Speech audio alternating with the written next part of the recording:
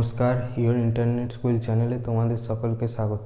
তো আজকে আমরা ক্লাস 8-এর কোশ্চেন ব্যাংকের দ্বিতীয় যে স্কুলটা আছে জঙ্গিপুর হাই স্কুল এবং উলবেড়িয়া হাই স্কুল, এইটা আমরা সলভেশন করব। তো চলো উত্তরগুলো দেখে নিই। প্রথম প্রশ্ন বলেছে, ভূগর্ভে গ্যাস ও বাষ্প মিশ্রিত তরল পদার্থকে কী বলে?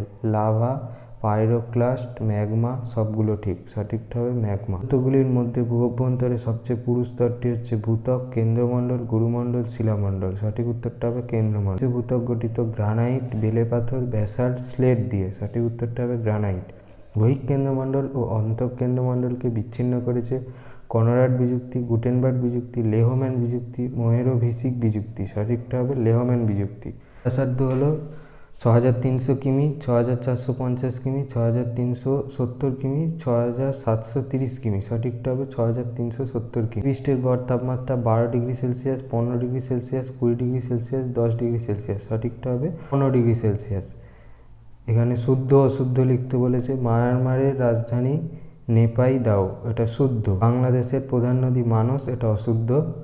ভারত ও শ্রীলঙ্কা মালাক্কা প্রণালী দ্বারা বিচ্ছিন্ন, এটা অশুদ্ধ। সঠিকটা হবে পক প্রণালী। উচ্চতম শৃঙ্গের নাম কি? মাউন্ট এভারেস্ট হবে। বাংলাদেশের রাজধানীর নাম কি? ঢাকা। ক্যারেজ প্রথা কি? ধরনের জলসেচ প্রথা হচ্ছে ক্যারেজ প্রথা। পাকিস্তানের পশ্চিমের শুষ্ক অঞ্চলে অর্থাৎ বালুচিস্তান প্রচণ্ড তাপে শুকিয়ে যাওয়ার ভয়ে মাটির ওপর দিয়ে জল নিয়ে যাওয়া সম্ভব হয় না বলে মাটির তলায় সুড়ঙ্গ কেটে কৃষি জমিতে জল নিয়ে যাওয়া হয়। একে ক্যারেজ প্রথা বলে। সার্ক কি? তথা south Asian association of cooperation বা দক্ষিণ এশীয় আঞ্চলিক সহযোগিতা পরিষদ। উদ্ভব 1985 সালের 8ই ডিসেম্বর এই পরিষদ গঠিত হয়। সদস্য গঠনকালে সার্ক 7টি দেশ নিয়ে গঠিত হয়েছিল, কিন্তু বর্তমানে এর সদস্য সংখ্যা 8, যথা ভারত, নেপাল, বাংলাদেশ, ভুটান, শ্রীলঙ্কা, পাকিস্তান, মালদ্বীপ ও আফগানিস্তান। সদর দপ্তর কাঠমান্ডু, নেপালের রাজধানীতে। উদ্দেশ্য কি? সার্ক প্রতিষ্ঠার উদ্দেশ্য হলো ভারত ও তার প্রতিবেশী দেশগুলোর মধ্যে শান্তি ও স্থায়িত্ব, বন্ধুত্বপূর্ণ সহাবস্থান, অর্থনৈতিক শ্রীবৃদ্ধি ঘটানো, আঞ্চলিক সহযোগিতা, বাণিজ্যিক পণ্যদ্রব্য আদান প্রদান, শিক্ষা ও স্বাস্থ্যের উন্নতি, সাংস্কৃতিক ভাবের অর্থাৎ নাটক, উপন্যাস, প্রযুক্তি ও বিজ্ঞান, খেলাধুলা, চলচ্চিত্র বিনিময় ঘটানো। পর্যটন শিল্প সম্পর্কে লেখো। এর জন্য এই উত্তরটা লিখলে হবে। ভারতের উত্তরে অবস্থিত স্থলবেষ্টিত দেশ অর্থাৎ ল্যান্ডলক কান্ট্রি নেপাল পর্যটন শিল্পে অভাবনীয় উন্নতি করেছে। তার কারণ অপরূপ প্রাকৃতিক বা নৈসর্গিক সৌন্দর্য। পূর্ব হিমালয়ের কোলে অবস্থিত নেপাল একটি পর্বতময় রাষ্ট্র। বৈচিত্র্যময় স্বাভাবিক উদ্ভিদে আবৃত ভূপ্রকৃতির অপরূপ প্রাকৃতিক বা নৈসর্গিক সৌন্দর্য সমগ্র বিশ্ববাসীর কাছে অত্যন্ত আকর্ষণীয়। পৃথিবীর 10টি উঁচু পর্বতশৃঙ্গের মধ্যে 8টি নেপালে অবস্থিত। চির তুষারাবৃত পর্বতশৃঙ্গগুলি সহ সমগ্র হিমালয়ের প্রাকৃতিক সৌন্দর্য অতি মনোরম। ট্রেকিং বা পর্বতারোহণ। পৃথিবীর উচ্চতম শৃঙ্গ মাউন্ট এভারেস্টে অবস্থিত, যা সমগ্র পৃথিবীর পর্বতারোহীদের কাছে অত্যন্ত আকর্ষণীয়। পর্বতশৃঙ্গ জয়ের আকর্ষণে পর্বতারোহীরা নেপালের বিভিন্ন পর্বতের বেস ক্যাম্পে চলে আসে। এর ফলে বহু বৈদেশিক মুদ্রা অর্জন করা যায়। স্থাপত্য ও ভাস্কর্য। বহু প্রাচীনকাল থেকে নেপাল স্থাপত্য, ভাস্কর্য ও কারুকার্যে পৃথিবী বিখ্যাত। নেপালের কপিলাবস্তুর অট্টালিকা, পশুপতিনাথের মন্দির, গিরিমালা সুশোভিত অপরূপ প্রাকৃতিক সৌন্দর্যময় নেপালের দ্বিতীয় বৃহত্তম শহর পোখরা, পাটন, লুম্বিনী, মুক্তিনাথ তীর্থস্থান, পাটন ভাটগাঁও পুরাকীর্তি, জনকপুর, অন্নপূর্ণা, নাগরকোট, বীরগঞ্জ প্রভৃতি দর্শনীয় স্থানগুলি চোখ ধাঁধানো ভাস্কর্য দর্শন। রাজধানী হিসেবে কাঠমান্ডু। বাগমতী বিষ্ণুমতী নদী তীরস্থ নেপালের রাজধানী সুসজ্জিত নয়নাভিরাম উদ্যান, রাজপ্রাসাদ, রাজপথ, বৌদ্ধ মন্দির, ত্রিভুবন, বিশ্ববিদ্যালয়, দক্ষিণাকালী, দরবার গৃহ, নতুন আধুনিক বাজারের টানে পর্যটকরা নেপালে ভিড় করেন। রেস্টুরেন্ট। পর্যটকদের থাকা, খাওয়া, যাতায়াত ও সর্বপ্রকার পরিষেবা দেওয়ার জন্য অসংখ্য বিভিন্ন মানের হোটেল ও রেস্টুরেন্ট গড়ে উঠেছে, যার জন্য পর্যটকরা আরও বেশি উৎসাহিত হয়। সরকারি আনুকূল্য। পর্যটন শিল্পের সর্বাঙ্গীন উন্নতির জন্য নেপাল সরকার অত্যন্ত আন্তরিক। তার ফলে নেপালে পর্যটন শিল্পের অভাবনীয় উন্নতি হয়েছে। যেহেতু তোমাদের প্রশ্নটা 2 নম্বর বলেছে, তাহলে ওখানে 6টা পয়েন্ট ছিল, ওখান থেকে তোমরা নিজেদের পছন্দ মতো যে কোনো 2টো পয়েন্ট লিখলেই চলবে। প্যানজিয়া এবং প্যান্থালাসা কাকে বলে? প্যানজিয়া প্যানজিয়া, প্যান এর অর্থ অল বা সমস্ত এবং জিয়ার অর্থ হচ্ছে পৃথিবী বা ভূখণ্ড। আজ থেকে প্রায় 50 কোটি বছর আগে পৃথিবীর সমস্ত স্থলভাগ একত্রে একটা বিশাল ভূখণ্ড রূপে অবস্থান করত। একে প্যানজিয়া বলা হয়। আবহবিদ আলফ্রেড ওয়েগনার প্যানজিয়া নাম দেন। প্যানজিয়ার পরবর্তীকালে দুটো অংশে বিভক্ত হয়। উত্তরাংশের নাম লরেশিয়া এবং দক্ষিণাংশের নাম গন্ডোয়ানা ল্যান্ড। প্যানথালাসা, প্যানথালাসার প্যান এর অর্থ সমস্ত আর থালাসার অর্থ হচ্ছে সমুদ্র। প্যানজিয়াকে ঘিরে পৃথিবীর সমস্ত মহাসাগর একত্রে একটি বিশাল মহাসাগর রূপে অবস্থান করত। একে আবহবিদ আলফ্রেড ওয়েগনার প্যানথালাসা নাম দেন। এই প্রশ্নের জন্য ছবিটা আঁকার দরকার নেই। অভিসারী এবং অপসারী পাত সীমানা কাকে বলে? অভিসারী পাত সীমানা, যে সীমানা বরাবর দুটি পাত পরস্পরের দিকে এগোতে থাকে তাকে অভিসারী পাত সীমানা বলে এবং এই পাত সঞ্চারণ অভিসারী পাত সঞ্চারণ নামে পরিচিত। উদাহরণ ইউরেশীয় পাত ও ভারতীয় পাতের সীমানা। বা প্রতিসারী পাত সীমানা, সীমানা বরাবর দুটি পাত পরস্পরের থেকে ক্রমশ দূরে সরে যেতে থাকে তাকে অপসারী বা প্রতিসারী পাত সীমানা বলে এবং এরূপ পাত সঞ্চারণ প্রতিসারী পাত সঞ্চারণ নামে পরিচিত। উদাহরণ আটলান্টিক মহাসাগরের তলদেশ সামুদ্রিক শৈলশিরা বরাবর এই প্রকার পাত সীমানা দেখা যায়। অভিসারী ও অপসারী পাত সীমানার ছবিগুলো দেখে নাও। অভিসারী পাত সীমানার জন্য এই ছবিটা, অপসারী পাত সীমানার জন্য এই ছবিটা।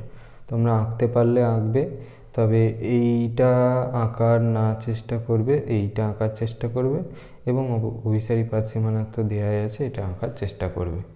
অভিসারী পাত সীমানাকে বিনাশকারী পাত সীমান্ত বলার কারণ মহাদেশীয় ও মহাসাগরীয় পাত পরস্পরের দিকে অগ্রসর হলে ভারী মহাসাগরীয় পাত মহাদেশীয় পাতের নিচে প্রবেশ করে ও সামুদ্রিক খাত সৃষ্টি করে। যেমন প্রশান্ত মহাসাগরের মারিয়ানা নিমজ্জিত পাতের কিছু অংশ আস্তেনোস্ফিয়ারে প্রবেশ করে অত্যধিক উষ্ণতায় গলতে থাকে। এইভাবে দুটি পাতের সংঘর্ষ হলে নিমজ্জিত অংশটি ধ্বংসপ্রাপ্ত হয়।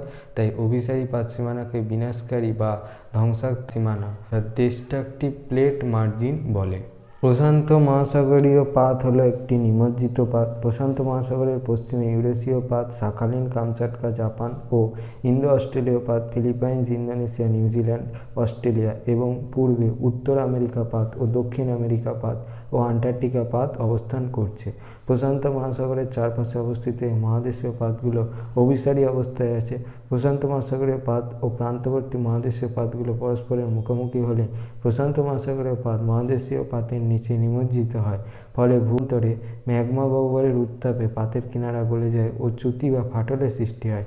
ওই ফাটল পথ দিয়ে ভূ অভ্যন্তরে ম্যাগমা উদ্গমের ফলে আগ্নেয় পর্বতের সৃষ্টি করেছে। ফলে প্রশান্ত মহাসাগরের সীমান্তবর্তী অঞ্চলে সংঘর্ষজনিত কারণে অসংখ্য আগ্নেয়গিরির সৃষ্টি হয়েছে, যাকে প্রশান্ত মহাসাগরীয় আগ্নেয় মেঘলা বা fire ring of the Pacific বলা হয় এবং এই কারণেই ওখানে ভূমিকম্পেরও সৃষ্টি হয়। পরের প্রশ্ন, আগ্নেয় শিলা কাকে বলে? আগ্নেয় শিলার বৈশিষ্ট্যগুলো লেখো। অভ্যন্তরে উত্তপ্ত তরল ম্যাগমা নির্গত হয়ে ভূপৃষ্ঠে শীতল ও জমাটবদ্ধ হয়ে যে শিলা সৃষ্টি করে তাকে বলে আগ্নেয় শিলা। আগ্নেয় শিলার বৈশিষ্ট্যতে এখানে প্রচুর পয়েন্ট দেওয়া আছে, 13খানা পয়েন্ট দেওয়া আছে। এখান থেকে 3 নম্বরের প্রশ্ন বলেছে তোমরা যে কোনো ইচ্ছে মতো 5টা কিংবা 3টে পয়েন্ট মুখস্থ করে নেবে।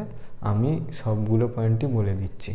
আগ্নেয় শিলার বৈশিষ্ট্য। প্রাথমিক শিলা, পৃথিবীতে প্রথম সৃষ্টি হয়েছে বলে আগ্নেয় শিলাকে প্রাথমিক শিলা বলা হয়। কেলাসযুক্ত, এই শিলা কেলাসিত ও স্ফটিকযুক্ত হয়।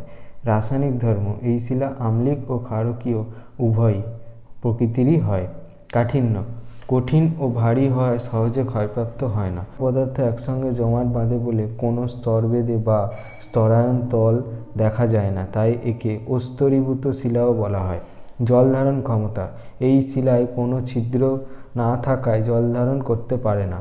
কণা বিন্যাস, এই শিলার কণাগুলি অত্যন্ত ঘন সন্নিবিষ্ট।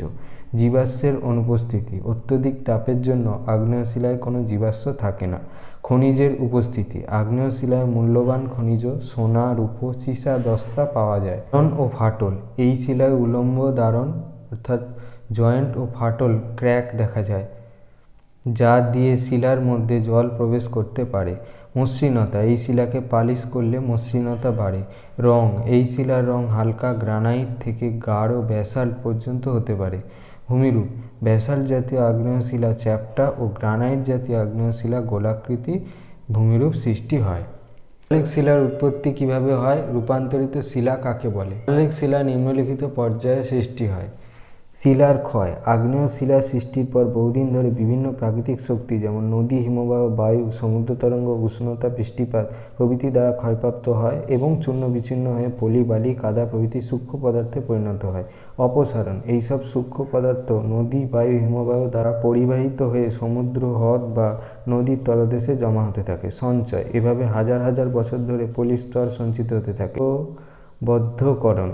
কালক্রমে নিচের পলিস্তর ওপরের পলিস্তর ও জলরাশির প্রবল চাপে এবং ভূগর্ভের তাপে জমাট বেঁধে পাললিক শিলায় পরিণত হয়। রূপান্তরিত শিলা কাকে বলে? এর উত্তরটা হলো, দীর্ঘদিন ধরে ভূগর্ভের প্রচণ্ড চাপ ও তাপে আগ্নেয় ও পাললিক শিলায় সম্পূর্ণ রূপান্তর ঘটে যে শিলার সৃষ্টি হয় তাকে বলে রূপান্তরিত শিলা। শিলাচক্র বলতে কি বোঝো? শিলা থেকে কিভাবে মাটির সৃষ্টি হয়। তিন প্রকার শিলার বিভিন্ন পদ্ধতিতে চক্রাকার আবর্তন প্রক্রিয়া হলো শিলাচক্র। শিলা থেকে মৃত্তিকার সৃষ্টি হওয়ার প্রক্রিয়াকে বলা হয় পেডোজেনেসিস।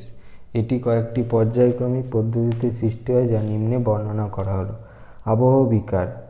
এই পদ্ধতিতে বিভিন্ন প্রাকৃতিক শক্তি যেমন নদী, বায়ু, বৃষ্টিপাত, সমুদ্র তরঙ্গ প্রভৃতি দ্বারা বহুদিন ধরে আদি শিলা ক্ষয়প্রাপ্ত হয়ে চূর্ণবিচ্ছিন্ন হয়। সংযোজন।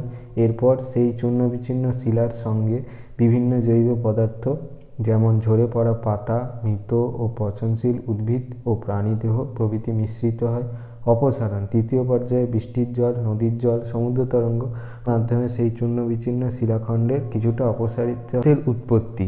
অপসারণের পর যে অবশিষ্ট অংশ পড়ে থাকে তাকে বলা হয় রোগলিত। এই রোগলিতই হলো মৃত্তিকার মূল উপাদান। এভাবে কালক্রমে বিভিন্ন ভৌত রাসায়নিক পরিবর্তনের মাধ্যমে এই রোগলিত ভূত্বকের উপরে খনিজ ও জৈব পদার্থ সমৃদ্ধ পাতলা কোমল স্তর রূপে বিকাশ লাভ করে যা মাটি বা সয়েল নামে পরিচিত।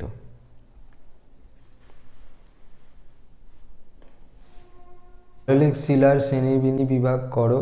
পাললিক শিলাস্তরে জীবাশ্ম পাওয়া যায় কেন? পাললিক শিলা।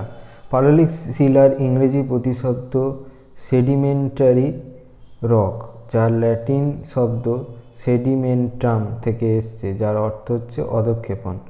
পাললিক শিলা কথাটি এসছে পলি বা পলল থেকে। পৃথিবীপৃষ্ঠে আগ্নেয় শিলা রূপান্তরিত শিলা বিভিন্ন প্রাকৃতিক শক্তির ঘাত প্রতিঘাতে অতি সূক্ষ্ম শিলাকণায় পরিণত হয়, যা পুনরায় সমুদ্রগর্ভ বা বিশাল জলাশয়ে, নদী, হিমবাহ বা বায়ু দ্বারা বাহিত হয়ে স্তর অনুযায়ী স্তরে স্তরে সজ্জিত হয়ে যে শিলার সৃষ্টি করে তাকে পাললিক শিলা বলে।